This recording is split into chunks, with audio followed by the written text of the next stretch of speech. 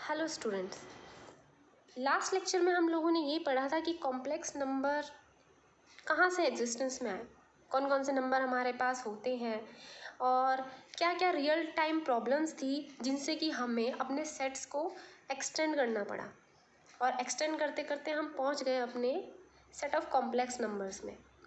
तो अब हम लोग ये देखेंगे कि किसी एक कॉम्प्लेक्स नंबर को हम लोग कैसे डिनोट करते हैं। तो आज के लेक्चर में हम लोग यही पढ़ेंगे कि कैसे हम एक कॉम्प्लेक्स नंबर को डिफ़ाइन करते हैं, क्योंकि हर एक नंबर का एक अपना प्रेजेंटेशन होता है ताकि हम उसको पहचान सकें कि हाँ, ये नंबर कॉम्प्लेक्स नंबर है, ये नंबर रियल नंबर है, ये इंटीजर है। तो कॉम्प्लेक्स नंबर्स को हम लोग सबसे पहले z से डिनोट करते हैं। आप जो भी बुक पढ़ेंगे तो वहाँ पर आप देखेंगे कि कॉम्प्लेक्स नंबर्स को ज़्यादातर z से डिनोट किया जाता है। ठीक, तो यहाँ पर z का मतलब इंटीजर नहीं है, क्योंकि बहुत जगह हम z को इंटीजर्स भी लिखते हैं, तो यहाँ इंटीजर नहीं है, it is a complex number.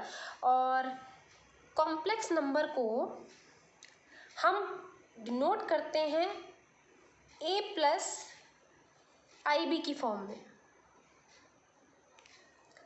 अब a और b क्या है, क्योंकि हमने लास्ट लेक्चर में ये पढ़ा था कि सेट ऑफ रियल नंबर्स और i मिलकर के पूरा कॉम्प्लेक्स नंबर्स का सेट बनाते हैं।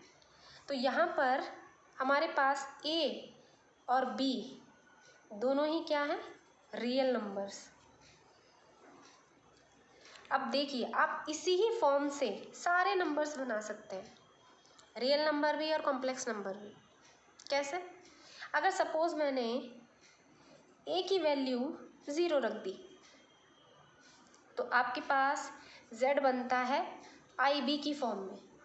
मतलब आपके पास जो नंबर बनेगा वो प्योरली कॉम्प्लेक्स नंबर होगा। और अगर मैं यहाँ पर b के प्लेस पर 0 रख दें तो आपको जो नंबर मिलेगा वो मिलेगा a, मतलब रियल नंबर, सारे रियल नंबर। तो अगर आपने b को 0 रख दिया तो आपको सारे रियल नंबर मिल जाएंगे, रेशनल, इरेशनल, इंटीजर। तो आपको रियल्स भी मिल गए और कॉम्प्लेक्स नंबर्स भी मिल गए। तो कॉम्प्लेक्स नंबर्स में आप a और b की वैल्यूज़ को एडजस्ट करके बहुत सारे नंबर्स बना सकते हैं।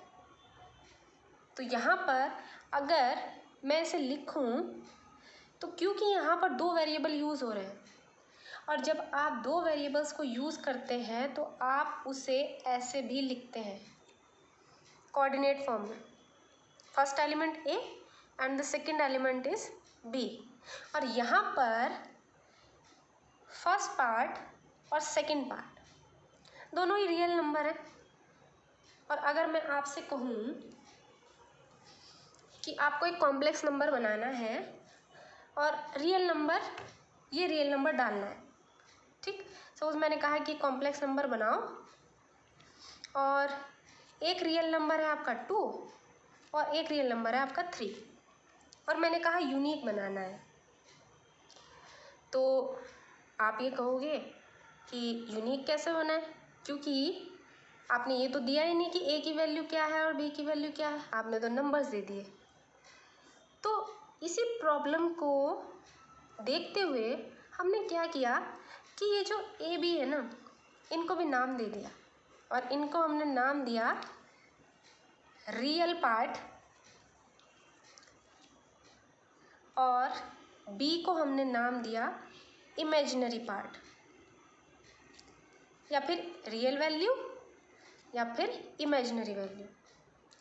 अब अगर मैं कहूँ कि एक ऐसा कॉम्प्लेक्स नंबर बनाओ जिसकी रियल वैल्यू 2 है और जिसकी इमेजिनरी वैल्यू 3 है, तो आप कहोगे यस कि हम बना सकते हैं 2 + i3। पहले हमको नहीं पता था कि हमें a के प्लेस पर 2 रखना है या a के प्लेस पर 3 रखना है, लेकिन अभी मैंने ये बोला कि रियल पार्ट या रियल वैल्यू 2 है और इमेजिनरी वैल्यू 3 है, तो डेफिनेटली आप कहोगे कि a की वैल्यू 2 है और b की वैल्यू 3 है। तो a और b को हमने अलग अलग नाम दे दिए रियल वैल्यू, इमेजिनरी वैल्यू या फिर रियल पार्ट और इमेजिनरी पार्ट। तो किसी भी कॉम्प्लेक्स नंबर में दो पार्ट्स होते हैं, एक रियल और एक इमेजिनरी। और हर एक रियल नंबर को हम एक कोऑर्डिनेट फॉर्म में लिख सकते हैं a, b। और यहाँ से आप ये देख सकते हैं कि एक कॉम्प्लेक्स नंबर को हम इस फॉर्म में भी लिख सकते हैं, ठीक, जहाँ पर a और b क्या है, रियल नंबर्स। तो आपको पता है कि ऐसे कोऑर्डिनेट को हम कौन से प्लेन में लिखते हैं, R2 प्लेन में। अगर ये नंबर्स कुछ और होते तो हम वो लिख देते हैं। अगर सपोज हम कहते हैं कि ये नेचुरल नंबर्स हैं तो आप लिखते हैं N2, मतलब ये नंबर जो है वो नेचुरल से है। N2 मतलब N क्रॉस N, ठीक। तो यहाँ पर क्योंकि अभी ये मेरे रियल नंबर्स हैं तो मैं इन नंबर्स को शो कर सकती हूँ कहाँ पर, R2 प्लेन में। ये प्लेन है, जब मैं R लिखूँगी तो लाइन होगा। अभी क्योंकि यहाँ पर R क्रॉस R है, दो एलिमेंट्स काम कर रहे हैं एक कोऑर्डिनेट की फॉर्म में, दो कोऑर्डिनेट्स हैं यहाँ पर, तो इसलिए हम बोलेंगे R2 प्लेन। और ये है आपका कॉम्प्लेक्स नंबर C। मतलब हर एक कॉम्प्लेक्स नंबर एक पेयर के इक्विवेलेंट है। मतलब आप ए बी की वैल्यू रखते जाओ, ये आपको एक पेयर मिलता जाएगा। और वो पेयर क्या होगा, यूनिक। क्योंकि ऐसा तो नहीं है ना कि 0 + i2 से आप 0 2 बना लो, या फिर कोई और पेयर भी बना सकते हो, सिर्फ 0 2 ही बनेगा। दैट मीन्स a + ib को a + ib से आप ए बी को एक यूनिक तरीके से लिख सकते हो। मतलब हर एक a + ib के लिए आपको एक पेयर मिलेगा।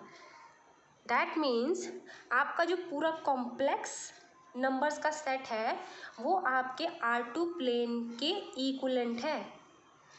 मतलब आप कॉम्प्लेक्स नंबर को चाहे ऐसे लिखो चाहे ऐसे लिखो, तो अगर मैं लिख दूं कि कॉम्प्लेक्स नंबर ये भी है तो हाँ आपको कहना पड़ेगा यस, क्योंकि यहाँ पर पहला है मेरी रियल वैल्यू और सेकंड है मेरी इमेजिनरी वैल्यू, ठीक।